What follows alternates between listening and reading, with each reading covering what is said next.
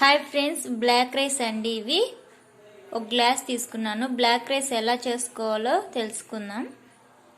Black rice వల్ల చాలా ఉపయోగాలు ఉన్నాయండి. బ్లాక్ రైస్ షుగర్ ఉన్నవాళ్ళు, డైట్ ఫాలో అయ్యేవాళ్ళు బాగా ఈ రైస్ తీసుకోవచ్చండి. నేను ఎప్పుడు చూడలేదు. నాకు ఇవి వాష్ చేసుకుందామండి. చూడండి, వాటర్ బ్లాక్గా వస్తాయి. మనం ఎంత కడిగినా కూడా వాటర్ ఇలానే వస్తాయండి. రైస్ కానీ బ్లాక్గానే ఉంటుందండి. వాటరు రైస్ అంతా బ్లాక్గానే ఉంటాయి. చూడండి, ఇది చాలా మందికి తెలీదు. మా విలేజ్లో వాళ్ళకి తెలియదండి. నాకు తెలియదు. నేను ఫస్ట్ టైం చూస్తున్నాను బ్లాక్ రైస్.